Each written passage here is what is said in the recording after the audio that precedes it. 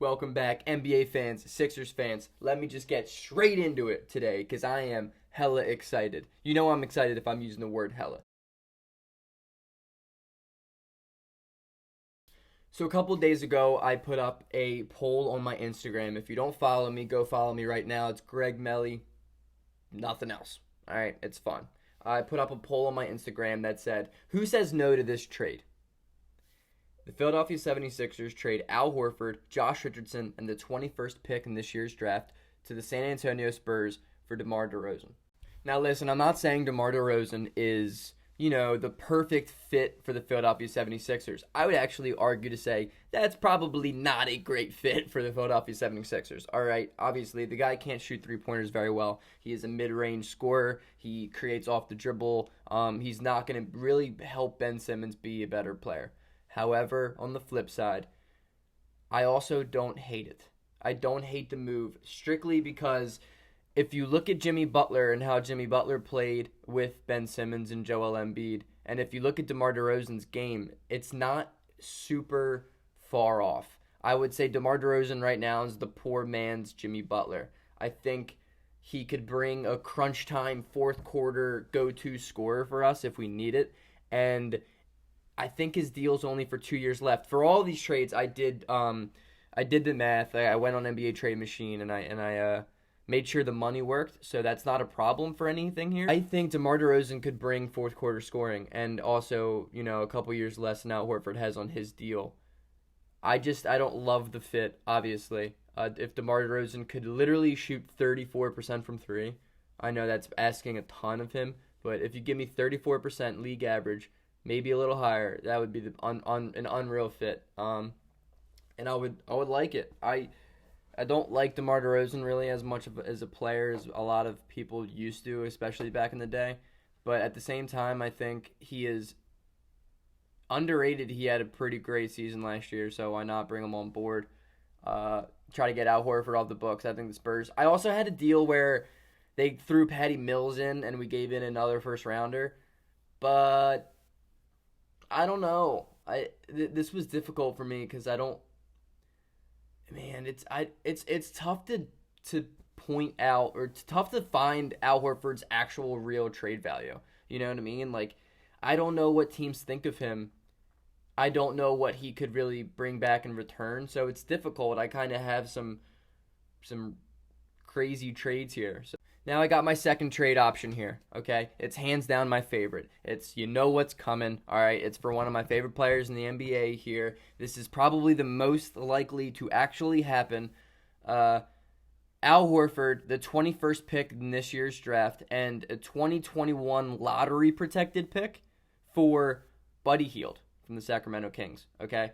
I love Buddy Hield. I think he is obviously the perfect fit here. We have already talking about the connection between the Sixers and Buddy Hield, so I don't even need to go into it. The only question I have is the lottery-protected first-rounder either enough or too much? Could we get this deal done with just Al Horford and a first-round pick this year? I personally don't think so.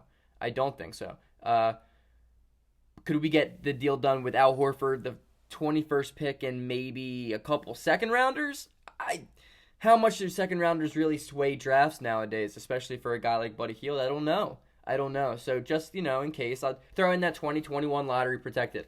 We have our own pick, and I think that's a great deal for us. If we could literally do that, I think that would be a great deal because if all goes well, if this project that we're working on right now works out, that first rounder next year is going to be at, 27, 28, 29, 30? Whatever.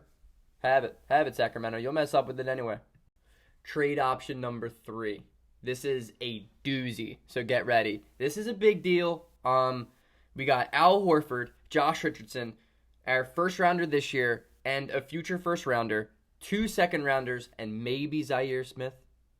Maybe Zaire Smith is a pot sweetener for Chris Paul and Lou Dort from the Oklahoma City Thunder. Okay, now listen, I get the whole Chris Paul contract is bigger than Al Horford's. I understand that. I'm not denying that. Chris Paul is also a much better player than Al Horford, respectively. I also would say Chris Paul fits the Sixers' need right now for a point guard, especially if we're going to run Ben at 4. I think Chris Paul adds shooting. We've seen him play off ball with James Harden. I think that would work out really well with Ben Simmons. I also think Lou Dort is an incredibly underrated NBA player on a very great contract. He is a 3-and-D type of player that the Sixers would need off the bench. Even throw him in, probably not, but I wouldn't say throw him in the starting lineup. And maybe, maybe. I love Shake Milton, but I think Lou Dort's a better player right now. I think Shake Milton and Lou Dort off the bench is a pretty good, impressive, young backcourt. And I like that. I really, really like that. I like Lou Dort. I think he's a good player. I don't know if Oklahoma City gives up on him. That's why I have Zaire Smith as a pod sweetener, if that really has to push the needle. Because that is a hefty price for, an old point guard and Chris Paul, who's on a huge contract, and Lou Dort. But I'm trying to keep this realistic. I'm trying to look at these trades from an unbiased perspective, and I think that is what it would take for the Sixers to acquire Chris Paul and Lou Dort from the Oklahoma City Thunder. Real quick, just would like to add the fact that if you have Lou Dort and Matisse Thybulle, Ben Simmons, together on the court, there's not a single team that's going to be able to score on the perimeter against those guys, because Lou Dort is a legit defender. Number 4, we have another Oklahoma City trade. All right, we have Al Horford and our first-round pick this year to the Oklahoma City Thunder for a sign and trade of Danilo Gallinari. Now, it has to be a sign and trade, because there is no way in hell we can sign Danilo. And, there's no way we can trade for Danilo if he gets signed by another team, because that 90-day period, and why would a team do that? It has to be a sign and trade with the Oklahoma City Thunder. Now, is this enough? Is the Oklahoma City Thunder going to actually pull a trigger on a move where they could just completely dump Danilo's salary and then just take on Al Horford's? I don't think so. I don't think this is a realistic trade.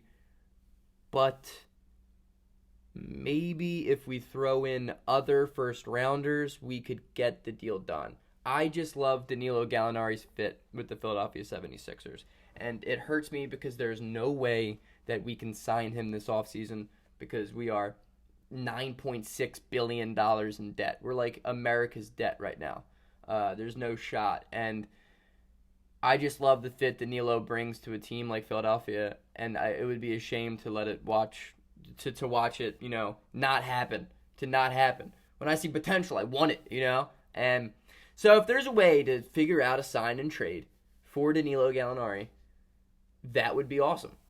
That would be freaking awesome. I would even take the same exact contract as Al Horford. Just give it to Danilo Gallinari, because his game is just much, much better for a person who's going to get older.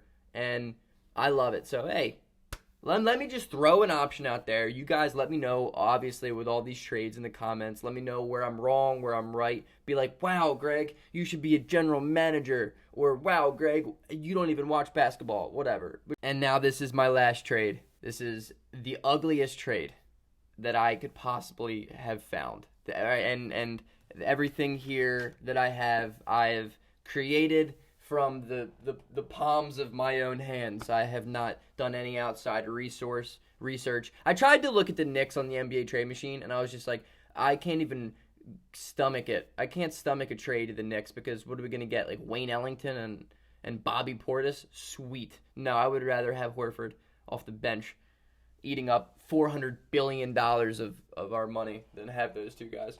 So, Al Horford and Zaire Smith, who, believe it or not, still plays in the NBA, guys, to the Charlotte Hornets for Nicholas Batum and Malik Monk. All right, hear me out. I don't love this trade, but at the same time, I think Malik Monk has very good upside still. I do. I really do. And the big thing with Daryl Morey that he has shown in his career is the skill that he has and the risk that he takes on young lottery guys who just have never panned out. Like, he's done that a lot with Ben McLemore is his most recent example. And Ben McLemore completely recreated his NBA career. And he came back from the dead, and I loved Ben McLemore. I am rarely off when it comes to NBA prospects. in the mid-lottery round, in the mid-lottery selections. I'm rarely off, okay? I loved Malik Monk coming out of college. I think he is perfect for Ben Simmons, but he has been bad. He has been bad in his NBA career thus far. So give him Al Horford, give him Zaire Smith, who maybe will play when he turns 35. For Nicholas Batum, for contractual reasons, obviously. And, Nicholas Batum at some point, will not be playing anymore in his contract. That seems like it's been going on for the last 15 years will finally expire. And it'll be us that it expires. And Batum can still create and play make and off the bench. That's a good fit. I think this is a good trade. I think this is a better trade than I did originally making this video. And Malik Monk, if he can kind of be something that he was expected to be for Philadelphia, then, dude, why not? Why not make this deal? And I think Charlotte is, A, dumb enough to take on Al Horford's salary, and B, I think that they would actually just genuinely want to do it. I think they would genuinely want to do it. I think they're so tired of Malik Monk on their team. The only thing is, I don't really know how, at this point, what they would do with Batum. They've tried to trade him for the last, 3 years, but, he has a year left. So it's like you might as well just keep on the guy. You might as well just keep the guy on your team and then just let him ride out at this point. So, I don't know. I had a deal where the Sixers were getting Terry Rozier, but I don't like that from the Sixers standpoint, and I don't think the Hornets would ever do that from their perspective because Rozier had a quietly good year, in the 9 games that we had because COVID. So let me know what you guys think in the comments below. Like the video, subscribe to the channel, join the family. I'm starting to make, I want to make interesting videos. I'm not just trying to do what every other YouTuber on, YouTube is doing because that's boring. That's tiresome. Also, I would really like to talk about the Daryl Morey interview that he had with Philadelphia. So if you guys want to see that, just let me know in the comments. I can totally do that. It was interesting. It was a very interesting interview that Mr. Morey had there. And I don't really know how I feel about it. I have lots of positives with it, but I have a couple negatives with it. Hint, Joel Embiid's not getting traded. Sorry, Bleacher Report. It's not happening.